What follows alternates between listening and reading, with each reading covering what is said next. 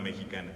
Y bueno, en esta ocasión el tema sobre el cual me pidieron que conversáramos un poco está relacionado con todas aquellas especies que forman parte del sistema milpa, ¿sí? Y también que veamos un poco de cuál es la utilidad que tiene toda esa gama de productos que nosotros podemos cosechar, obtener de este tipo de parcelas del sistema milpa y el papel que desempeñan en la alimentación. De hecho, ahorita con la muestra gastronómica pues ya tuvimos un adelanto precisamente de todo lo que podemos nosotros aprovechar de la milpa. Muy bien, pues comencemos esta presentación, la dividí de manera tal que vamos a platicar sobre tres grandes temas. Primeramente, dar algunos aspectos generales de lo que es la milpa, posteriormente las características y algunos ejemplos de cómo se practica milpa en diferentes partes del país y finalizaremos haciendo una comparación de las ventajas que tiene sembrar bajo milpa en comparación con el sistema de unicultivo. Bien, ¿de dónde proviene esta palabra milpa? Bueno, pues las personas que se han dedicado a estudiar este tema indican que tiene raíces en el náhuatl, ¿sí? De hecho, la palabra original es milpan, la cual a su vez se compone de dos palabras, dos raíces. Mili, por un lado, que significa parcela sembrada o campo cultivado, y por otro lado, pan, que significa encima o en o sobre. De esta manera, si juntamos ambos términos, milpan, básicamente lo que quiere decir es lo que se siembra, lo que se cultiva encima de la parcela.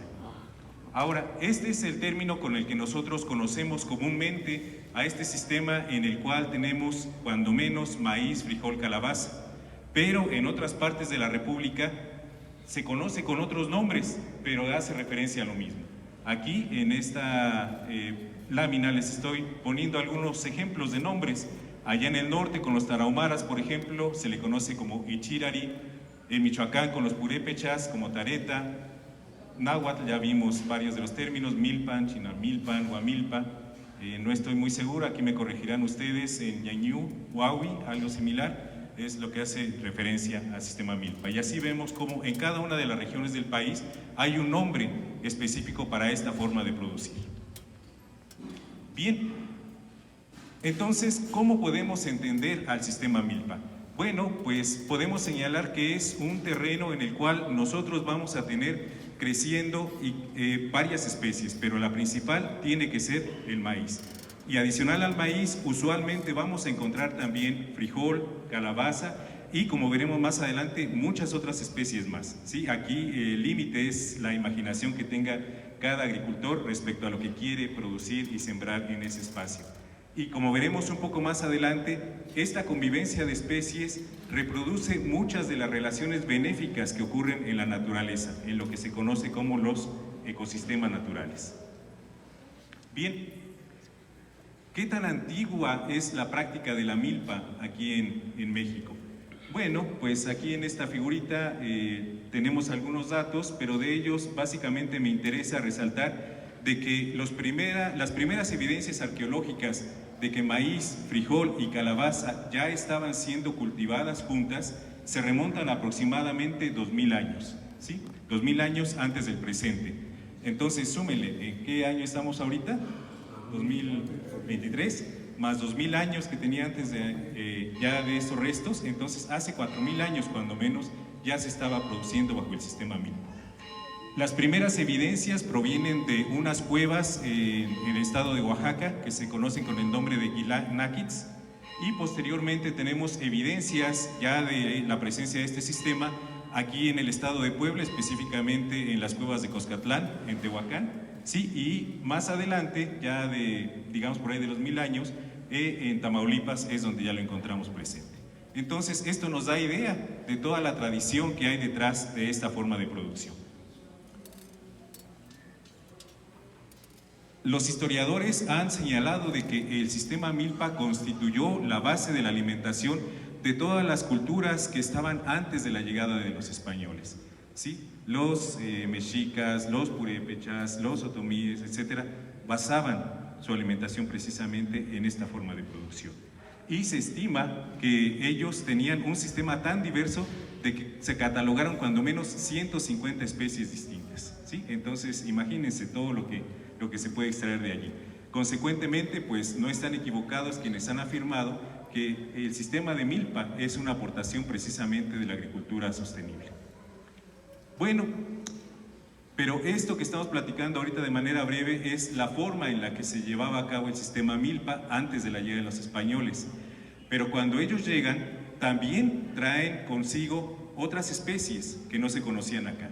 De esta manera traen algunos parientes del frijol, ¿sí?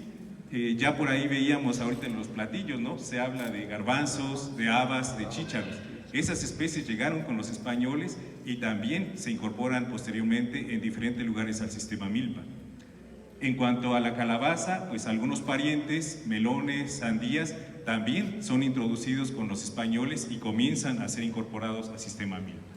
Y algunas especies forrajeras que en ocasiones se utilizan, como el evo, la besa. Ahora, ¿qué más llega con los españoles en lo que a especies útiles para el hombre respecta? Bueno, también traen los animales, ¿sí? Llegan los toros, los caballos, burros, etcétera, porque nada de eso existía acá en territorio nacional. Y derivado de ese tipo de especies animales, pues comienza a producirse estiércol, y este entonces puede ser utilizado para abonar las parcelas de milpa. Bien. Ahora, en esta fotografía que estoy mostrando acá, lo que estoy ilustrando pues es todas las etapas por las cuales crece, pasa una planta primeramente de maíz en el primer renglón, después de frijol en el segundo y de calabaza en la parte final. ¿Por qué consideré importante mostrar esto? Porque vamos a ver cómo, conforme se va desarrollando la planta en la milpa, vamos nosotros a poder aprovechar diferentes productos precisamente para la alimentación. Y esto nos va a garantizar tener entonces comida durante diferentes partes del año. Adicional a estas tres especies que hemos estado enfatizando, maíz, frijol, calabaza, ya les mencionaba que también pueden incorporarse otras dentro de las especies cultivadas, y aparte de las cultivadas están las que nacen de manera natural, que también pueden aprovecharse en diferentes formas, ¿sí? Como ornamentales, como medicinales, como forraje, entre otros usos que describiremos. Y no olvidemos que también podemos encontrar insectos útiles que pueden ser comestibles, varios de ellos, y también algunos mamíferos que comentaremos un poquito más adelante. Bien, entonces teniendo esta figurita, vamos viendo qué cosas son las que podemos nosotros aprovechar de estas parcelas que se siembran en la modalidad de milpa. Bueno, durante las primeras etapas de crecimiento podemos ir y obtener quelites, ¿sí? Toda la gama que implica esta palabra. Posteriormente, conforme comienzan a crecer las plantas, en el caso de la calabaza podemos cosechar flor. También los frutos tiernos, las calabacitas, con toda la gama de posibilidades que da para preparar platillos. Conforme avanza el desarrollo, en el caso de maíz, se pueden tomar las hojas. Esto allá en la zona de Michoacán, por ejemplo, es una práctica muy extendida, porque las hojas verdes sirven para envolver tamales, ¿sí? Un tipo particular por allá que se conoce como corunda. Continúa el desarrollo, comienzan a exponerse los cabellitos en los jilotes, esos tienen propiedades medicinales, son diuréticos. Continúa el desarrollo, ahora en el caso de frijol, pueden en algunas partes aprovecharse las flores también para guisos. Aquellas plantas de maíz que no lograron producir un jilotito, un elote, son comestibles, ¿sí? Se pueden ahora sí que consumir como golosina. Más adelante, ya cuando tenemos elotes, pues también estos pueden extraerse. Y vean todo lo que llevamos acumulado hasta este momento, productos de la milpa. En frijol, ya después de que apareció la flor, pues vamos a tener ejotes, esos también comestibles. En esta época ya también se pueden estar colectando quelites. Ahí por ejemplo les estoy mostrando verdolagas, pero pues hay una infinidad mayor de especies, ¿sí? Y pues ya de allí, para cosecha, que es a lo que estamos ya próximos, pues podremos obtener mazorcas, las vainas de frijol y frutos de calabaza, de los cuales podemos aprovechar tanto la pulpa como la semilla, ¿sí? Y esto que mostramos acá entonces nos da idea de todo lo que podemos aprovechar entonces con fines alimenticios de la milpa, nada más teniendo en cuenta estas tres especies, ¿sí? Pero como les decía, también hay otras que crecen de manera natural, que podemos utilizar con fines medicinales, como ornamentales, ¿sí? Y también como forraje. Y no olvidar, como ya les decía, que también al final del proceso de crecimiento de las plantas, pues el rastrojo que quedó para aquellos que tengan animales, pues puede ser utilizado, tratándose del maíz. El de frijol, toda la paja, pues la podemos incorporar y eso pues va a retribuir a la nutrición del suelo, ¿sí? Entonces, con base en todo esto que hemos comentado y conversado hasta el momento, podemos decir que la milpa, junto con otras estrategias que ustedes siguen como agricultores, el tener traspatios, el tener estas parcelitas de huertos familiares y en algunos casos tener la posibilidad, por ejemplo, de salir al monte, de recolectar hongos también y algunas otras especies comestibles, pues garantizan a las familias campesinas el tener alimento durante prácticamente todo el año, ¿sí? Como referencia, decirles que allá en el sureste, los lacandones de la milpa obtienen 52 especies útiles. Tratándose de otros grupos indígenas, los choles, celzales, son aproximadamente 40 especies las que pueden aprovecharse de la milpa. Los tzotziles, 20 a 25, y en el caso de los mayas, hasta 32 especies distintas, ¿sí? Y adicional a esto, tenemos hongos que pueden crecer allí, tuzas, otros mamíferos, armadillos también pueden localizarse, aves e insectos comestibles, ¿sí? Dependiendo de la región en la cual nos encontremos en México. Y pues también toda la gama de flores que tenemos presente en la milpa, pues provee de polen, de néctar para las abejas, ¿sí? Y ahí puede obtenerse otro producto adicional, la miel en su caso. Bueno, esta gran gama de especies que podemos nosotros incorporar en el sistema milpa y todos los años que tiene de estarse utilizando, pues han permitido que sea un sistema muy flexible que podemos nosotros encontrar creciendo desde el nivel del mar. La fotografía que ustedes ven del lado izquierdo es de la península de Yucatán. Allá están a 0 metros sobre el nivel del mar y ya practican milpa. Y por otro lado, aquí del lado derecho, ustedes ven pues un ejemplo de este sistema de producción ya acá en la parte alta, más o menos a 2.300 metros, ¿sí? Pero todavía puede cultivarse incluso más arriba. Debido a las condiciones pues más favorables en términos de temperatura y en ocasiones de precipitación, pues en los trópicos la milpa va a tener aún más especies de las que podemos encontrar acá en las partes altas. Y en este mapa ustedes pueden darse una idea de dónde podemos encontrar milpa en lo que es México, ¿sí? Cada una de esas manchitas amarillas o café más oscuro nos representa un sitio donde es altamente probable encontrar sistema milpa. De color café más oscuro están las áreas donde esto es más factible, allá en la Sierra Madre Occidental, acá en el sureste, en Guerrero, en Oaxaca, en la península de Yucatán y algo aquí en la zona centro. Bueno, yo me quedé con la inquietud, pues vamos a ver cómo está la situación aquí, específicamente en Ixtenco. Esto que ven aquí en la parte central es la Malinche, ¿sí? Y vean entonces el mosaico, ¿sí? Todo eso representa áreas donde se está sembrando milpa, en teoría, ¿sí? Entonces, pues quiere decir que todavía sigue siendo un sistema con cierto predominio, pero en mi opinión que hay que seguir fomentando. Bueno, ahora hemos estado platicando sobre todo de las especies cultivadas que nosotros podemos encontrar en el sistema milpa. ¿Cuál es una característica fundamental del maíz, del frijol, de la calabaza que vamos a encontrar allí? Bueno, que todas ellas son fundamentalmente semillas nativas. Casi nunca vamos a encontrar variedades mejoradas siendo utilizadas o sembradas en esta modalidad, ¿sí? Y ya destacábamos, las principales son maíz, frijol, calabaza, aunque podemos tener otras más que iremos enumerando. Y aparte de las especies cultivadas, están las que crecen de manera natural, que les llamamos técnicamente arbences, ¿sí? Y otras especies animales e insectos que ya también enumeramos en ocasiones anteriores. Bueno, y aquí voy a hacer un breve paréntesis. ¿Qué es lo que entendemos por una población nativa o variedades criollas, que es el término con el que se maneja más comúnmente en campo? Bueno, básicamente son conjuntos de semillas que los agricultores han estado utilizando, seleccionando durante periodos prolongados de tiempo en espacios geográficos determinados.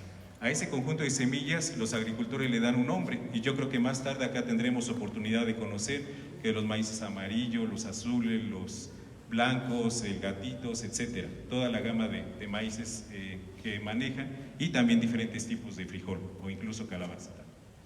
Y una característica importante es que presenta mucha variación, y gracias a esa gran variación pues puede hacerse selección, y eso explica el por qué el agricultor, cada que a la cosecha recupera semilla de las mejores mazorcas, pues podrá seguir incrementando su producción, aunque sea poco a poco, pero de manera consistente a lo largo del tiempo.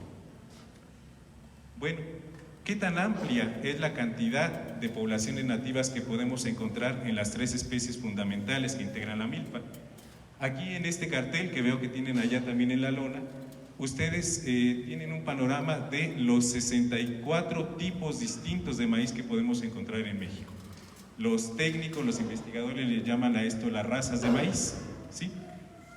Pero bueno, si bien es cierto que esto nos da una idea de la gran cantidad y diversidad genética que encontramos en maíz, yo creo que es también conveniente pues hacernos la siguiente pregunta. Bueno, si a nivel de razas decimos que hay 64 en México, ¿cuántas variedades criollas son las que podemos encontrar en nuestro país? Bueno, no hay un dato preciso, pero podemos hacer algunos ejercicios pues sencillos. Se estima que en México son 2,5 millones de agricultores quienes siembran maíz.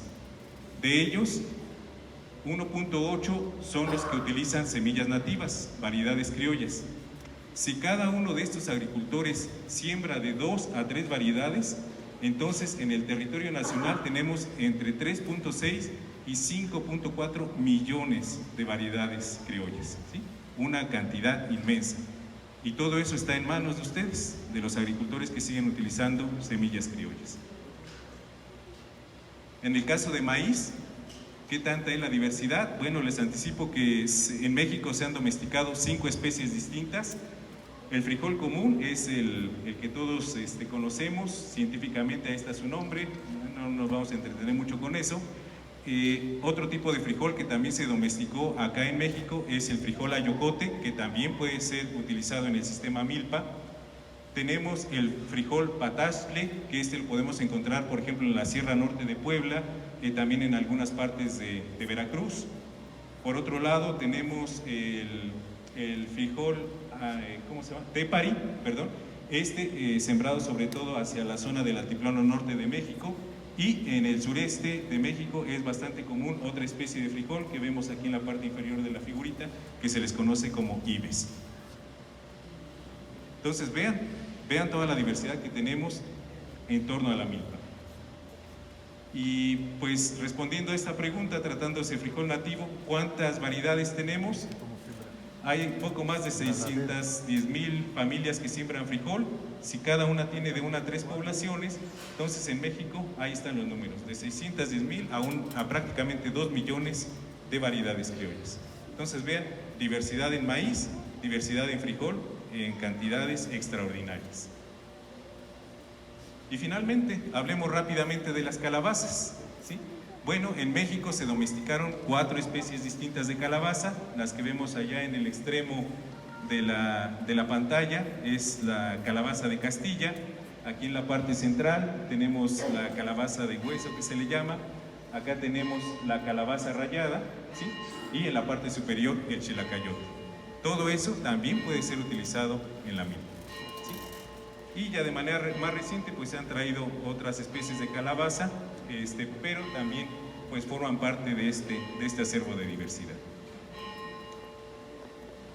¿Qué más encontramos también en la milpa? Bueno, ya decíamos maíz, frijol, calabaza, pero los chiles también son otro grupo importante, y aquí ustedes pues tienen una panorámica de los diferentes tipos que encontramos. Señalarles que acá en México son 4 especies las que se domesticaron, y aparte también se aprovecha el que tenemos allá en la orillita, que es el chile piquín. Ese es el pariente silvestre de todos los chiles, ¿sí? Y también se sigue consumiendo. En las milpas, dependiendo de dónde nos encontremos, también podremos encontrar tomate de cáscara, jitomate, y algunas de las otras especies que ya enumerábamos dentro de los cultivos anuales, pero también algunas especies como frutales, cactáceas en las zonas desérticas también pueden encontrarse como parte de la milpa. Y no olvidarnos de toda la gama de arbences, esas plantas que no las sembramos pero que también salen y que podemos aprovechar. Hay alrededor de 127 especies distintas, algunas, aquí nada más les muestro los nombres: verdolagas, quintoniles, pápalos, lengua de vaca, etcétera, entre muchas otras especies que entonces también pueden aprovecharse de la milpa. ¿Qué más hay? Ya decíamos insectos, los chapulines. Ya en varias partes estos se preparan, se colectan, se consumen, son muy nutritivos en términos de aporte de proteínas. Huitlacoche, ya nos mostraban algunos platillos también a base de huitlacoche. Tuzas en algunas partes también se consumen, ¿sí? Donde hay armadillos, pues también esos entran a la dieta. Entonces todo eso también lo podemos encontrar al interior de nuestras parcelas de la milpa. Y no nos olvidemos de los linderos, de las orillas de las parcelas donde está practicándose este sistema. ¿Qué podemos encontrar? Árboles frutales, magueyes, nopales, que también de ahí podemos obtener productos para la alimentación. ¿Sí? Bueno, aquí una nota sobre el chapulín. Y pues ya para avanzar un poquito más, ¿cuáles son las ventajas de sembrar de manera simultánea estas tres especies? Calabaza, frijol y maíz, cuando menos. Bueno, el maíz va a servir como un soporte, como una caña sobre la cual va a poder trepar el frijol, que es el que comúnmente utilizamos, el frijol enredador allí. Adicionalmente, el maíz es una especie que le gusta mucho recibir la luz, ¿sí? Entonces, al ser más alta, pues va a recibir en primera instancia todo lo que está llegando del cielo y ya va a dejar pasar un poquito menos hacia el frijol y la calabaza. Pero eso es benéfico para estas dos especies porque ellas no requieren tanta luz como el maíz, ¿sí? Entonces, ahí está otra de las ventajas.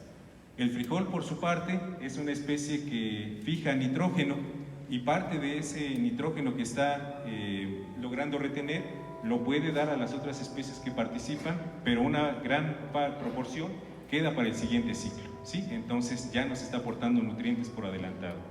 Y la calabaza, aquí como se ve en la imagen, debido a que es rastrera, puede cubrir grandes áreas, va a ayudar a controlar malezas y también a retener humedad en el terreno, ¿sí? Entonces ahí están algunas de las ventajas también que derivan del uso de este tipo de combinaciones. Y ya decíamos de los múltiples usos que pueden derivar de las otras especies que crecen de manera natural, como medicamento, plantas ornamentales, insecticidas, para ritos también, entre muchos otros usos. Bueno, ya para ir cerrando, ¿cuáles son algunas de las ventajas que tiene entonces el practicar este sistema de producción para los agricultores? Bueno, prácticamente no se requieren insumos, ya veíamos las semillas que se utilizan, pues son las semillas criollas, ¿sí? En términos del abonado, pues se puede utilizar el que proviene de los estiércoles, aunque ahorita con las estrategias que sé que manejan en el programa de producción para el bienestar, pues ya tienen incluso más posibilidades acá, sin recurrir a los fertilizantes químicos, ¿sí? Eso sí, hay que tener presente, el sembrar bajo el sistema milpa demanda mucha mano de obra, ¿sí? Tanto para mantener limpio el terreno como a la época de la cosecha, ¿sí? Porque ahí sí no hay forma de mecanizarlo, eso sí tiene que ser totalmente a mano. Entonces, pues esas son algunas de las ventajas. Pasemos a ver, entonces, ¿qué tantas cosas podemos nosotros extraer de la milpa? Y aquí les voy a dar dos ejemplos. Uno de la milpa que se practica en el Estado de México con un grupo indígena que se conoce como los Mazahuas, y después veremos un ejemplo en Veracruz. Bueno, ahí con los Mazahuas, ellos de una parcela de milpa extraen todo lo que está allí: maíz, frijoles, huitlacoche, flor de calabaza, haba, elote, quelites, calabaza, trigo, frutas, que se emplean en toda una gama ahí de platillos. Y en Veracruz, recuerden que ya les decía yo que en las zonas tropicales tenemos mucho mayor cantidad de especies. Bueno, están diferentes tipos de frijol, quelites, chile, verdolagas, calabazas, hay frutales, plátanos, diferentes tipos, plátano macho, plátano roatán, yuca, y aparte especies forestales y aves, ¿no? Hay chachalacas, tucanes y otros animales, conejos, hongos, etcétera, todo eso del sistema milpa. Hablando exclusivamente de las 3 especies principales, ¿cuál es la ventaja de consumirlas de forma, pues digamos, coincidente, reunirlas en un platillo? Bueno, el maíz es una especie que se caracteriza por aportar muchos carbohidratos, particularmente almidón. El frijol, su principal aporte son proteínas, y ya con esto entonces tenemos una alimentación balanceada al consumir maíz y frijol, ¿sí?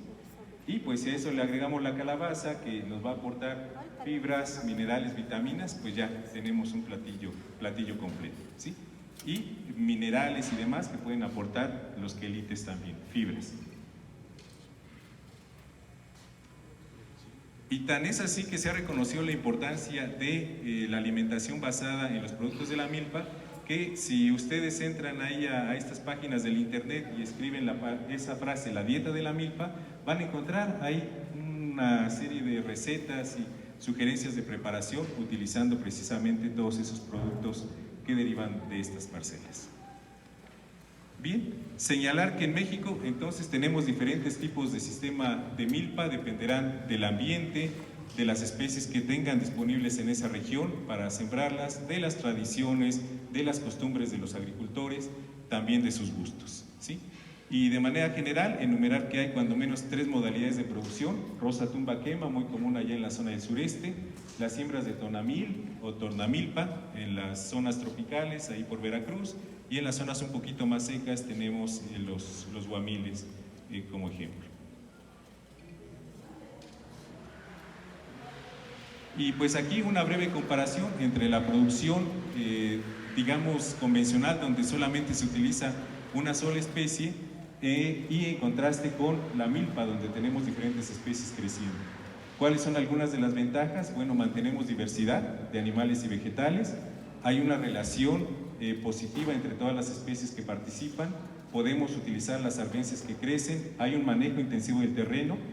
Esto sí, este es un sistema recomendado fundamentalmente para pequeñas superficies, ¿sí? Basado en el trabajo humano, energía animal, y pues fundamentalmente con la capacidad de satisfacer necesidades de autoconsumo, ¿sí? Se estima que una milpa, así teniendo maíz, frijol, calabaza, aquí en la zona del altiplano, nos va a producir aproximadamente 2 toneladas de maíz, ¿sí? Que pues van a ser suficientes para alimentar a una familia de unos 5 a 7 integrantes. Adicional al maíz, tendremos 1 tonelada entre frijol y calabaza, que también se obtendrían como cosecha, y pues eso proveerá alimento para las familias de ese tamaño. Bien, pues para finalizar, ¿cuáles entonces son algunas de las ventajas de la milpa? Mantenemos la diversidad de especies cultivadas, pero también de especies silvestres. Hay una serie de interacciones positivas entre las especies participantes, tenemos control de malezas a través del sombreo de la calabaza, por ejemplo, presencia de fauna benéfica, menos incidencia de insectos plaga, podemos obtener una gama amplia de alimentos, una producción más estable a través del tiempo, y también hacemos un uso eficiente del espacio y de los recursos, y pues con una inversión de energía no tan alta en comparación con un sistema tradicional. Con un sistema tecnificado, ¿sí? ¿Qué otras ventajas? Bueno, pues también va a mejorar la fertilidad del suelo, permitirá proveer de alimento a los microorganismos que se encuentran también creciendo ahí en el suelo, ¿sí? Y pues pasa a ser un sistema muy eficiente de producción y genera pues ingresos económicos cuando hay algunos antecedentes. No olvidar, no obstante, que pues tiene algunas desventajas, bueno, yo le llamaría más bien limitantes más que desventajas. No es susceptible de ser mecanizada, ¿sí? Va a demandar mucho trabajo, mucha mano de obra, pero ya vimos que los beneficios pues son numerosos. Lo que va a rendir cada una de las especies es menos de lo que obtendríamos si las hubiéramos sembrado por separado, pero tenemos la ventaja de que cosechamos varias cosas en la misma superficie, ¿sí? Y un aspecto que sí hay que cuidar es de que pues, las especies que asociemos sean compatibles entre sí, no utilizar un frijol muy agresivo en términos de crecimiento, porque si no pues nos va a tumbar las plantas de maíz y entonces sí ya tuvimos problemas. Bueno, pues con ello finalizo esta plática. Espero haberles dado un panorama de entonces la importancia que tiene el sistema Milpa, cómo nos beneficia para la alimentación, y pues espero que ello sea motivo para que ustedes continúen fomentando esta práctica de producción. Gracias.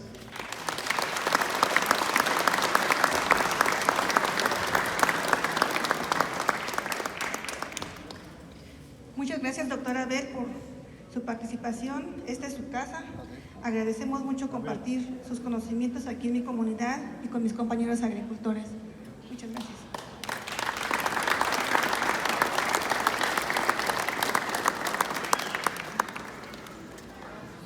Siguiendo con el programa, realizaremos una actividad didáctica, la cual desarrollará el señor José Marciano Fernández. Pedimos su participación.